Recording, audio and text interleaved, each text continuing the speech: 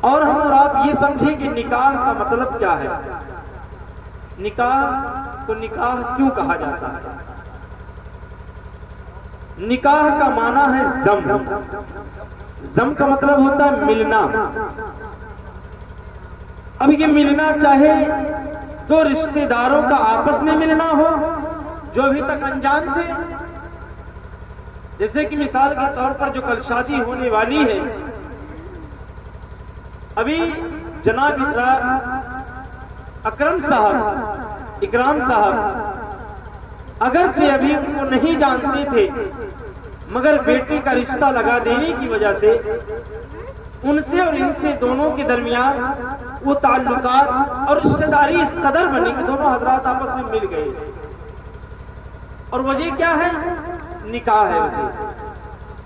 اگر نکاح نہ کرتے یہ دونوں نہیں مل پاتے، نکاح کرنے کی وجہ سے یہ دو حضرات آپس میں مل گئے، اور اس کے بعد نکاح ہی کی وجہ سے ایک مرد ایک عورت آپس میں ملتے ہیں، آپس میں ایک دوسرے کے قریب ہوتے ہیں، اور ایک دوسرے کے قریب ہونے کی وجہ سے اسے نکاح کہا گیا کہ نکاح کے ذریعے یہ ابھی تک اجنبی تھے، ان دونوں کے درمیان کبھی ملاقات نہیں تھی، کوئی گفتگو نہیں ہوئی تھی، مگر نکاح کو بیچ میں لا کر کے ان دونوں کے درمیان ان دونوں کو ایک کر دیا گیا، اور ایک کرنے کے بعد کہہ دیا گیا کہ ان کا نکاح ہو گیا۔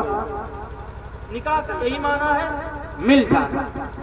تو یہاں ایک دولہا اور دلہن آپس میں مل رہے ہیں، یہاں ایک باپ دوسرے باپ سے مل رہا ہے، اور یہاں تک کی کتابوں کے اندر موجود ہے کہ یہاں تک کہ نکاح کی وجہ سے ایک ملک دوسرے ملک سے مل جایا کرتے ہیں، صرف نکاح کی وجہ سے۔ تو نکاح کا معنی ہے ملنا۔ اب اس کے بعد علامہ صدر الشریعہ علیہ الرحمہ مولانا امجد علی اعظمی رحمۃ اللہ تعالی علیہ کے بارے میں آپ حضرات بارہا سنتے ہوں گے، آپ کے قریبی ہیں۔ امجدیہ مدرسہ جو کہ آپ کی نگاہوں کے سامنے ہی ہے، وہاں جو روضہ ہے حضور صدر الشریعہ علیہ الرحمہ کا روضہ ہے۔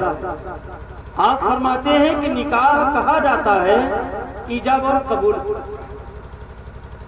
ایجاب کا مطلب کیا ہے؟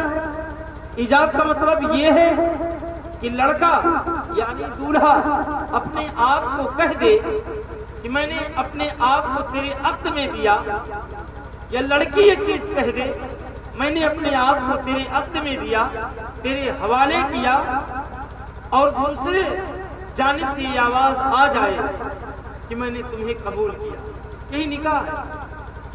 ایجاب و قبول ہی کا نام نکاح ہے، اور یہ دو چیزیں شرط ہیں نکاح میں، یہ دو چیزیں شرط ہیں، اور اگر یہ دو چیزیں نہ پائی جائیں نکاح نہیں ہوگی۔ تو ایجاب اور قبول یہ دو چیزیں ضروری ہیں نکاح کے لیے۔ بہرحال آج کا انسان سمجھتا ہے کہ ہم نکاح کر لیے ہمیں فائدہ کیا ملا۔ اب اصلاح کی باتیں ہم اور آپ سنیں۔ نکاح کرنے کی وجہ سے انسان گناہوں سے بچ جاتا ہے، نکاح کرنے کی وجہ سے، شادی کر لینے کی وجہ سے انسان غیر محرموں پر نظر ڈالنا بند کر دیتا ہے۔ نکاح کرنے کی وجہ سے یہ انسان ابھی تک آواروں کی طرح تنہا کبھی جنگلات میں، کبھی چوراہوں پر، کبھی بازار میں ٹہلتا تھا، نکاح ہو گیا اس کا، شادی ہو گئی اس کی، اب اپنی زوجہ کے حق کو ادا کرنے کی وجہ سے گھر پر ملے گا۔ اب وہ اسے ہم پوچھیں گے فلاں صاحب کہاں ہے؟ یار اپنے گھر پر ہوں گے، ان کی بیوی ان کے گھر پر موجود ہے۔ کس کی وجہ سے؟ نکاح کی وجہ سے۔ اگر نکاح نہ ہوتا شاید آج گھر پر نہ ملتا، کہیں گھوم رہا ہوتا۔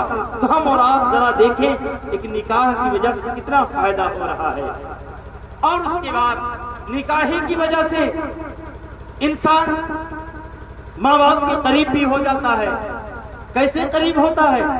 ابھی تک انسان یہ نوجوان تھا، گھومتا ٹہلتا تھا، ماں باپ روکتے تھے، ماں باپ کی باتوں کو نہیں سنتا تھا، آگے نکل جاتا تھا، دوست احباب کے ساتھ چلا جاتا، مگر نکاح ہونے کی وجہ سے بیوی کے پاس جب یہ حق کو ادا کرنے آیا تو خود سمجھتا ہے کہ ایک نکاح کے ذریعے میں اپنی بیوی کے حق کو ادا کر رہا ہوں، گھر بیٹھے بیٹھائے ماں باپ کے حق کو کیوں نہیں ادا کر سکتا؟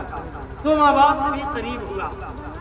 یہ اصل میں ہم لوگوں کا یعنی کہ دعوتی اسلامی کا یہ معمول ہے، نیم ہے کہ جب بھی کہیں کوئی بھی بات گفتگو کی جائے، کسی تعلق سے کوئی پروگرام آ جائے، مثال کے طور پر رسالہ ثواب کا پروگرام آ جائے تو آپ یہاں سے میسج کر دیجئے، مکتبۃ المدینہ میں آپ کے پاس وہ موضوع بھیجیں گے کہ فلاں فلاں ان چیزوں کو آپ کو بتانا اور سمجھانا ہے، اور شادی کے متعلق ہے تو وہاں سے موضوع ٹاپک بھیجیں گے کہ ان چیزوں کو آپ بیان کیجئے۔ اور آپ ورثی یا کوئی اور بھی پروگرام ہو، دستار بندی کا پروگرام ہو، مدرسے میں ختم قرآن کا پروگرام ہو، یا افتتاح قرآن کا پروگرام ہو، افتتاح مدرسہ ہو، دکان ہو، کچھ بھی ہو، آپ میسج وہاں پر بھیج دیجئے، موضوع آپ کے پاس بھیج دیں گے، اسی حساب سے آپ کو لوگوں کے سامنے حاضر ہو کر کے بیان کرنا ہوگا۔ اب اس کے بعد بتایا گیا کہ نکاحی کے تعلق سے گفتگو آپ کریں، تو اس لیے یقین انشاءاللہ عز و جل نکاحی کے تعلق سے گفتگو کرے گا۔ تو نکاح کی وجہ سے دیکھیے ایک نہیں انیک کام بنے، بیوی کے حق کو ادا کیا، ماں باپ سے بھی ملا، ابھی تک گھومتا ٹہلتا تھا مگر وہ بچ گیا، ادھر ادھر اس کی نگاہ پڑتی تھی مگر وہ بچ گیا، اپنے قدم کو گناہوں کی جانب لے جاتا تھا مگر وہ اپنے قدم کو روک لیا، اپنے ہاتھ کو گناہ کی جانب لے جاتا تھا، ہاتھ کو روک لیا، اپنے آپ کو دوسرے کی جانب لے جاتا تھا، اپنے آپ کو روک لیا، گویا کہ ہر ایک کام سے رک گیا، بس ایک نکاح کی وجہ سے۔ اگر نکاح نہ ہوتا شاید یہ گھر پر نہ رک پاتا، ان تمام برائیوں اور بے حیائیوں سے نہیں بچ پاتا، نکاح ہونے کی وجہ سے ان تمام چیزوں سے بچ گیا۔ آج کا نوجوان ہے کہ ہم شادی نہیں کریں گے، شادی نہیں کریں گے، تو کیا کرو گے بھائی؟ آپ کے اندر خواہشات نہیں ہیں۔